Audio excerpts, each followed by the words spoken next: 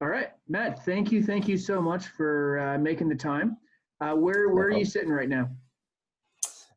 In my home office at the minute, in the UK, inside East Yorkshire. So yeah, it's a little town or city there called Hull.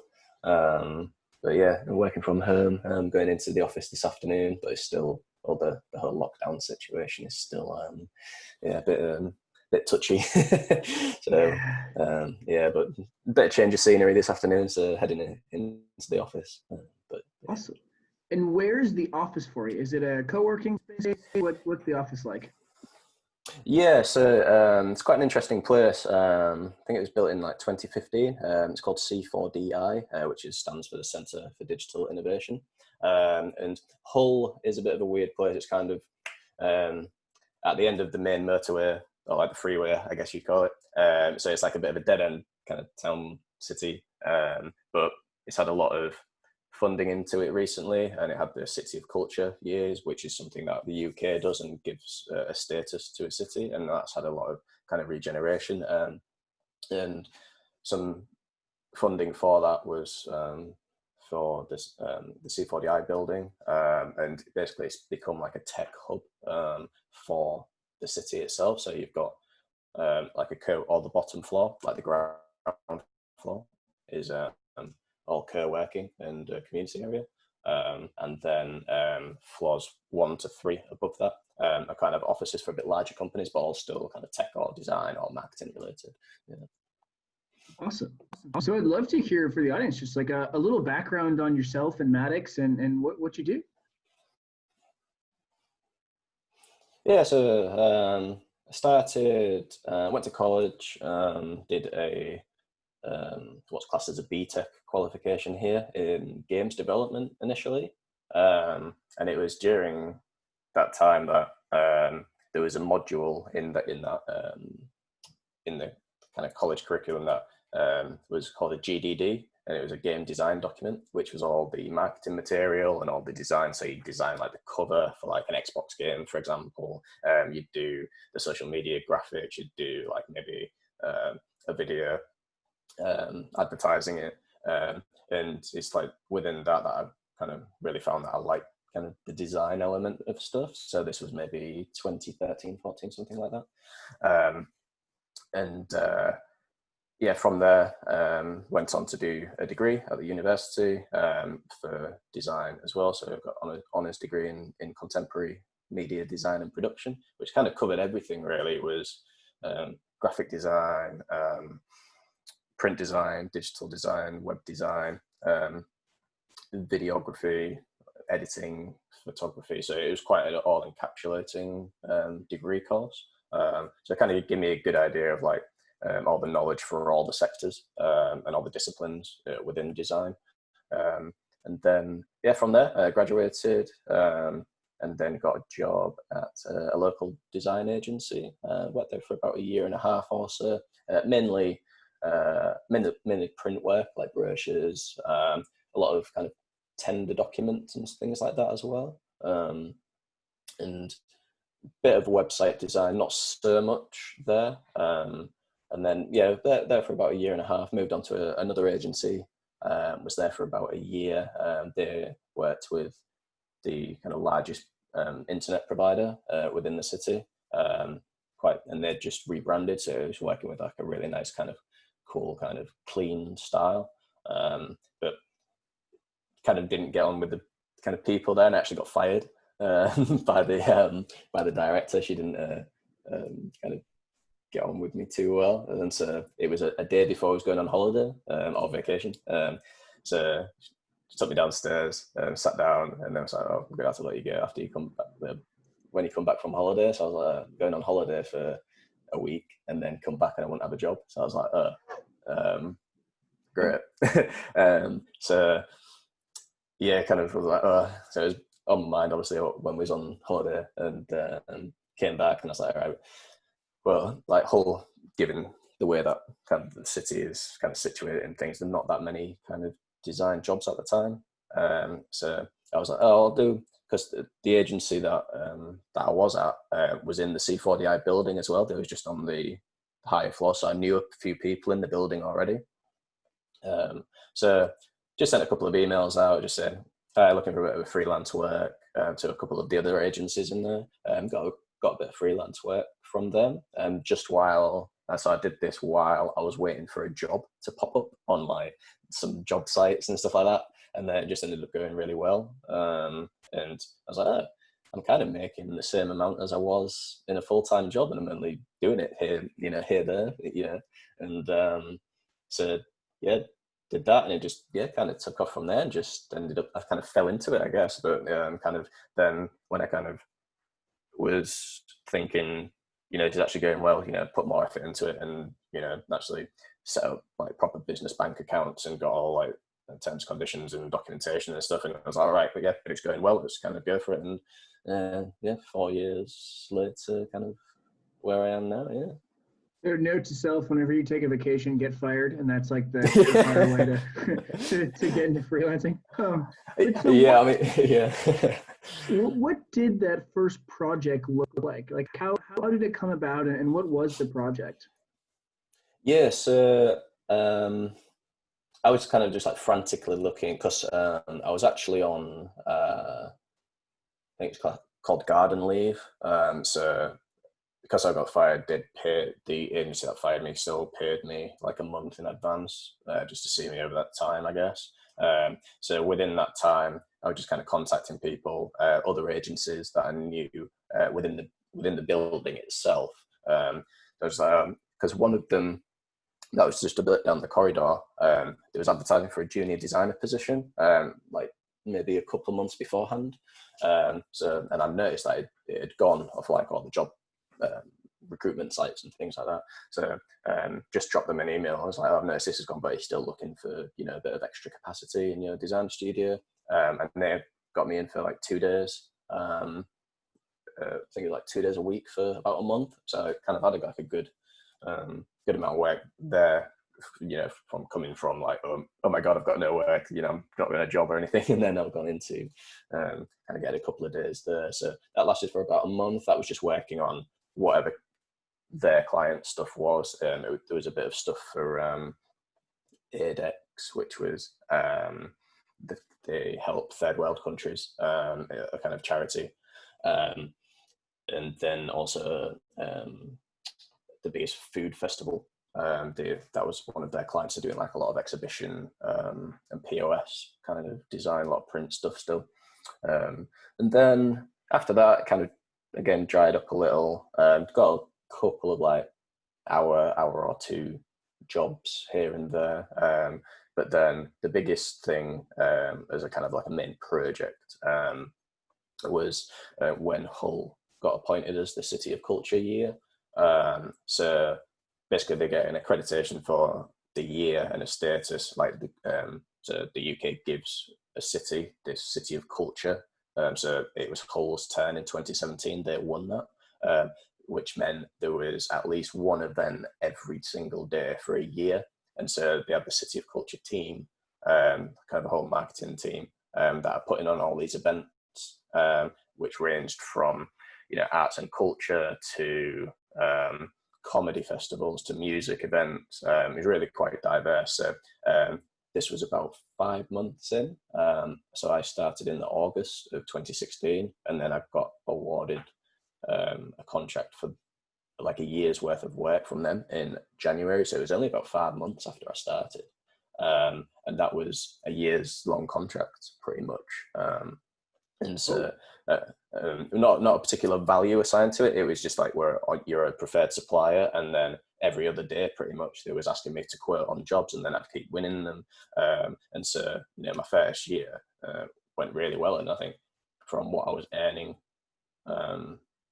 in a full-time job, not particularly enjoying it, and then just over double that within about 5 months of freelancing. And so I think I owe kind of a lot to, I guess, the person that's recommended me to that, and then also the whole having the City of Culture year as well, because it gave me like such a good kind of platform then to kind of leap from, because it was such a good opening project effectively. Yeah, and so that first project, I'd love to hear like how did you know how to price for it and what to tell the customers? Because I'm sure you didn't just walk in and say, "Give me the money," and they said, "Sure, here you go." But Yeah. what did that look like? Did you show up and say, "Here's my skills, here's my day rate"? Did you show up and say, "Show me some projects and I'll bid"? Like what did that? How did you really get that first project?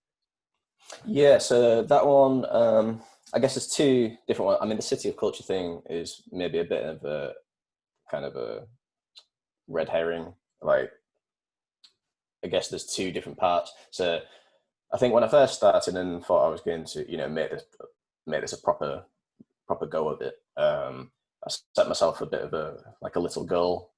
So I said, if I can fill 2 days a week or 16 hours, an 8 hour normal working day, if I could fill 2 days a week within a month, so it'd effectively be working 8 days out of the month effectively, that I would be earning just as much as I was in a full-time job, working 5 days a week on a freelancer rate. And this was on only £25 an hour or £200 a day. Wait, can you repeat that? Just because that's like gold that I would love people to mention the audience here. So how did you put that? So 8 days a month was equivalent to the yeah. How did you put that? So that was kind of what I set myself a goal. So I said on a £25 British pound an hour rate, which was equivalent to £200 a day. And if I filled 2 days a week, so effectively I'd be getting £400 a week. I would be earning more than I was in my salary-based full-time job at the previous agency, which was, I think, it was £19,000 a year salary, I think. So not a particularly high, because if that was like down in London, for example, you'd expect the same kind of job to be maybe around £35,000 salary, but where kind of Hull is, it's cost of living is relatively low, so the salaries, obviously kind of match up to that. But yeah, that was a £19,000 a year salary, and if I could get 2 days a week worth of work, I would be earning just the same rather than a Monday to That, Friday 9 to 5. that's pretty damn cool, right? The fact Yeah. that hey, I mean that's something that and you think about the implications. Like, what if people have a family or there's certain circumstances that they can only work 2 days a week? Um, that is so damn cool. But so okay, it's awesome. So note to audience, like 2 days a week, shoot that as a goal. But so I really want to get into the first project turning into the second, turning into the third. What would you say, like, what did it look like? And you mentioned you started and then 5 months later you had the year-long contract. But what did that evolution look like from this is the first project to really getting your feet wet into, wow, this is a full-time career that's more lucrative than if I wasn't a full-time? Yeah, sure. So I think that probably started fairly. It was before the actual that lad year contract that I got because I'd set myself this goal. I was really like driven to kind of hit that target every week. And to be fair, only trying to get 2 days of work a week, sounded really reasonable to me. It was actually a little harder than then I was like, oh, I need 2 days a week. But then actually trying to get 2 days worth of work when you're completely unknown and you're new to it is actually quite a big task. So to get my kind of first initial job, I say there was a couple in the building where I worked already because I had just a couple of people that I'd networked with. But other than that, I just emailed loads of other agencies within the city. So Hull's fairly small, so it's maybe about 20 miles in circumference, so you could kind of drive anywhere within the city. There's probably about 30 or 40 different design agencies or marketing agencies. When you actually kind of like look at it, it was like amazing to see how many there were. So basically I drafted up like a bit of a kind of generic email, personalized it a little bit if I knew the kind of work that agency did. So I had a couple of different portfolios, maybe 3 or 4. That was one that was mainly digital, one that was mainly print, and I'd kind of see on the other agency's website where, where their kind of focus was.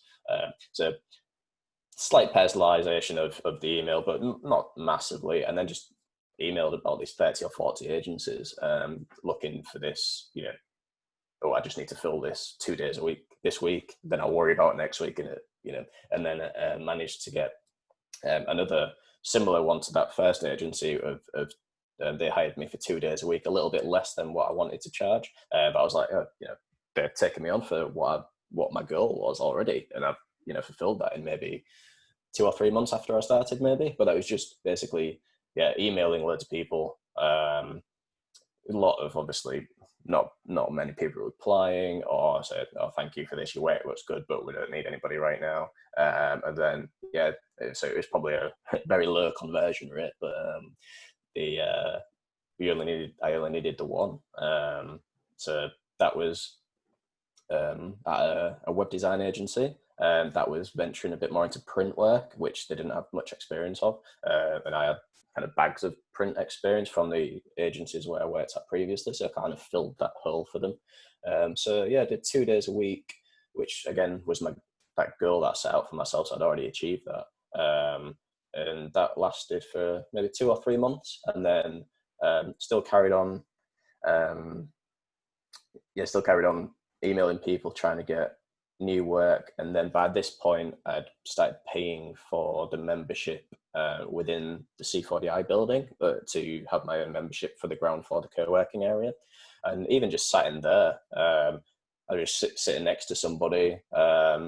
There's like, oh, that looks cool, what are you doing? And there's like, oh, I do this, this, and this. Oh, right, do you want to do some stuff with me? And then just literally sat next to somebody, and I still work with that guy today. And that was, he sent me over. I do kind of like design up the reports for him. And he's sent me, I think, through 3 years, 320 something jobs now. And that was just from him kind of being sat next to me. And was this a freelancer or a client? So this was another client. So this was just somebody sitting in the bottom of the building in the co-working area, and he's a planning consultant. So he'll do like planning permission documents for architects and things like that. So basically, he was sending everything out in a Word document, just a like standard, Word document, just paid like 40, 50 pages of just a wall of text, basically. So I was like, oh, I can, present that a bit better for you, for your clients, and then mocked up a bit of a template.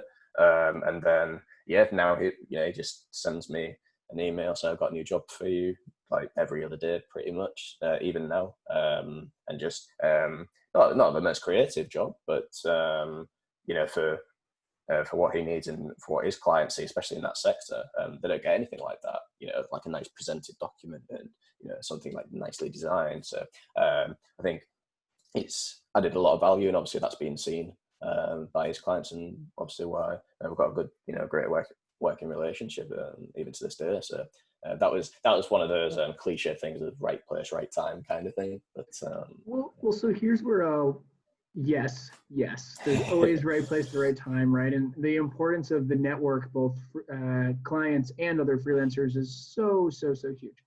But I think one thing that you inherently do is you're able to understand and scope your outcome in a very, very clear and concise way.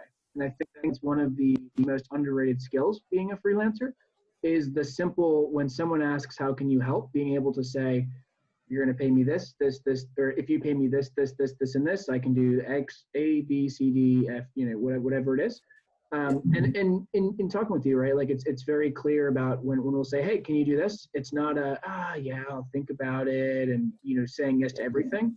It's a yes, it'll be this cost, it'll take this long. So that's one skill that I've noticed that you're able to hone. Now I'd love to get into, so there's going to be 2 questions that are kind of covering the same thing all around what your freelancer business looks like. But so I'd love to start by highlighting what is one project that you are just crazy proud of that you think went really well. It could have even gone really bad, but what is like that one shining star project that you love to always turn to? Yeah, I think there's probably a couple for different reasons, I guess. Would you want me to go into how the business is kind of So structured start with first, or? the no, no, because Oh, I want okay, the okay. excitement of Wait. the what the project looks like, and then we can unmask, right? We can unearth Okay. the magic. Yeah, so yeah, I think working with the University of Hull, probably recently, that's been quite a different. Yeah, it's strange because they're all different projects within the university. So we deal with like the marketing manager, but within the university itself, all the different faculties and the different areas of study, they have like the professors and the PhD students or the postgraduates. They're all starting to start businesses and things like that. So then they go to the marketing manager. So you're getting all these really cool like different jobs, and so I got referred to. This was a referral from somebody that I knew from the City of Culture project, that long year project that I had. Got a really kind of great recommendation from that person to the university. So the university got in touch and said, "Hey, we want to meet with you. I've heard really good things, and just see what if we could work together on some projects." And then so this is only fairly recently, middle of last year maybe, so fairly recent, but the projects that we've had from there, it's helped them win kind of funding bids or explain really complicated subjects. So this is spanned graphic design, website design and development, content writing, animation, um, photography, videography. So you've spanned all these different areas and sectors, coming from this same client, but because of how it's all structured, all these different people going to this marketing manager. We've done work for kind of like the engineering division that's working on kind of rail transport and doing like a really cool digital product, bringing all that together. And then we've had some from human factors and like kind of human resources. We've had some from like a knowledge exchange where it's going to be a platform for other universities to share knowledge. So you've got this massive broad spectrum of different projects which need different skills. And then another one is probably MKM Building Supplies. So they're the largest builders merchant. So they sell, kind of timber, bricks, kitchens, bathrooms, anything, some to trade and some to public. And again, similar kind of time frame, middle of last year, started working on all the brochures, for electrical products, for landscaping products. And these range from 20 pages up to, 120 page brochures, as well as point of sale exhibition signage and things that go in their stores. So that's been quite a big one as well. And also some 3D modeling imagery as well of like, so they want to share, if we're doing like a landscaping, like a garden brochure, they want to share where in one image where all the different products could be. So we've made like a 3D model and a 3D render, and then kind of annotated it. This drain pipe is from here. It's X amount of money. These paving slabs. So like quite cool bespoke like 3D modeling thing there as well. So I think out of those two, fairly recent projects as well, is that just the breadth of work from them two single clients alone, I think has been really cool. Yeah. So I think the big insight, the one that I'm so excited for you to whip out the curtain and actually how this happened is you very very humbly discussed what you did, but the crazy thing is you spanned from web design to print design to graphic, like so many different types of categories, and then you even touched on 3D. Was it 3D imagery? You said. Yeah, 3D modeling and animation Yeah. and rendering. Yeah. So just think about, so the freelancers out there listening to this, you might be asking yourself, how in the world was he able to accomplish all of this kind of stuff? Did he teach himself 3D modeling in 60 seconds? Does he not sleep? Like, how in the world is he able to span such a broad reach? Now, before he kind of gives you the secret, and I know a little bit, so I'm not totally in the dark, so I feel confident giving a little teasers. But so I do want to just bring up one pain point from a client perspective, is that we don't want to work with many freelancers. Think about if you're a director, you're a CEO, you're managing, whatever it is. Do you want to have 50 employees underneath you and have to tell every single one of them what to do? Or would you rather have ideally below 5 people reporting to you, and if you say get this done, they don't say you tell me how, instead they get it done. And so the big insight for me, Matt, is like, whether it was University Hall or the builders, they didn't have to go to 50 freelancers to get what they needed done. They knew the category and they knew they could go straight to you. So let's peel back the curtain. Yeah, so I think probably again starting from the beginning, I guess, just to kind of set a bit of context. So as I started out, I was like, I just do design. I don't know, I can't build or code a website. I have no idea. That stuff's just completely over my head. Obviously, I've got better in learning the limitations and kind of have knowledge of those things now. But when I started, I was like, whew, I knew nothing about that kind of thing. I was like, I make like pretty pictures and it looks nice. So yeah, I've done a good job.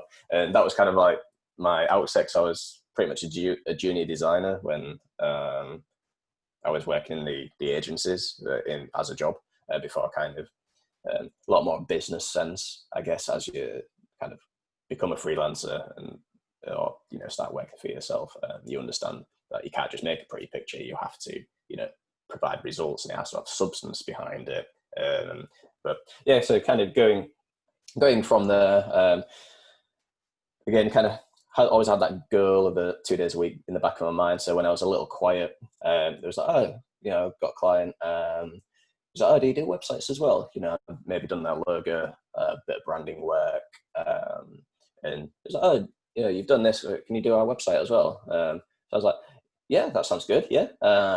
Yeah. Do you need me to just design it, or do you need like the development as well? And there's like, oh no, yeah, we'd like need the full package. So we'd give it to you, and it's a full website, and it goes live. And yeah, I was like, yeah, no, that sounds cool. Yeah. I was like, don't know what to charge. I think it was less than £1,000, I think, for full designed and developed website. And I was like, kind of accepted it. It was, oh yeah, that price sounds good. So I was like, oh well, I've gone in far too cheap, because they've just said, yep, that's great, yep. They haven't gone, that's a bit expensive, so far too cheap already. So that was one mistake. And then I was, then kind of went away. It's like, ooh, I've actually got the project now. What do I do? Because I don't know how to do it myself. So being in this co-working building, I knew of a couple of people that had done websites previously, and there was sole developers. Their skill was development. My skill was design predominantly.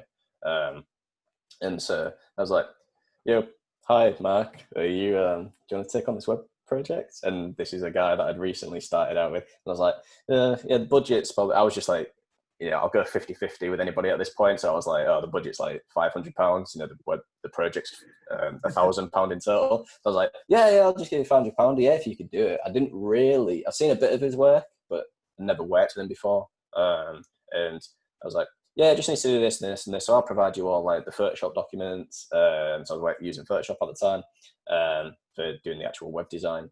So I said, yeah. He's like, oh yeah, just send me all those. Yeah, I'll be able to build it from there. I was like, whew, oh, this sounds good. Yeah, this is going well. Ended up building it on WordPress. So, and then from there, because I had to then give training to the client on how to edit stuff, I was like, he was like, oh, how do I edit this? I don't know. So then I had to pretty much kind of learn the back end of WordPress and the themes and things like that. But yeah, from there, so then that was kind of the first installment of building this collaborative kind of model, I guess. And always when I started out and things were going well, I got asked one time, so what's kind of the 5-year plan? I was like, oh, I'll probably employ a couple of people and try and be a better agency than the current ones around. And it was suggested that, the agency model in terms of employing account managers and designers and developers and stuff was like kind of dying out a little. And, this way of collaborative working with all these different freelancers is, a potential to jump on it and be kind of like a bit of a disruption within the industry in that typical agency model. So I was kind of thought about it because I was kind of set on, building it, getting enough cash in the bank, getting a good cash flow, and then employing a couple of people. But I was like, well, I can only really take on one person at a time. And who is that person? I don't know who's that going to be. Is it another designer to help me out when I'm busy? Is it a developer that I can take on more web development with? And so wasn't too sure on what, who that person would be if I was to employ somebody. So there I was kind of like sat in the co-working area, and then I say I've just got, that kind of client next to me that's given me a load of jobs just from sitting there. And then I know this web developer, the other side of the room, and then more and more people are joining. So then you've got people like content writers, 2 or 3 of them all specializing in different things. One's like arts and culture. Another one's kind of like IT and tech based. So you've got like, even though you've got like the same skill, you've got it to then pitch to different kind of sectors and different clients. So, and same with the development people, there's an app developer, there's a complete back-end software developer, and there's like WordPress developers. So you have like this broad range of people that started building it, and definitely made a few mistakes with a few people, trying to pass work around and try and be I always felt like, because I was kind of championing this approach, and I was like, all right, yeah, we'll go for this kind of collaborative thing. Want to pass work around a little because it was a good community in the co-working area, and so I was like, oh yeah, we'll try these guys out for this next web project. And I think with that, a few little kind of bumps in the road with those, and some projects didn't go that great. But now I kind of have a bit more of a vetting process, not almost like kind of interview the person, not kind of like a formal like job interview, but just kind of sit down, have a chat with them, see what their processes are, see how they work, see if the quality of the work is up to the standard I'd like. And at the time, I kind of fizzled out the people that, wasn't a good fit. And then now built this team of nobody that I employ directly. So I've got no overheads or, extra costs that I only have to kind of care about, my own wage and, the rent that I pay for the membership, and, my creative software, like the Adobe software, and things like that. And so, big expenses such as like other people's wages and having that hanging over your head, I don't have to deal with. I only bring those people in. So if I get a project in that's maybe a startup business that's looking for a brand and a website, I was like, oh, well, I can do the design work. And then, so now I bring in, oh yeah, do you want, what kind of website do you want? Do you want like a lead generation website? Do you want an e-commerce website? So depending on that, I can go to a different type of freelancer. I'd say I've got that network of like different developers. So it was like, yep, all right, we want a lead generation website. All right, yep, I'll go to this guy over here. I know he's good at this. I've worked with him on like 4 or 5 projects now. He's good. Then we've got, oh, do you need content writing for that as well? So like, oh, you're in an IT company. All right, well, yeah, Tim over here. Yeah, he's really good at the IT stuff. Yeah, so we've got content writing now.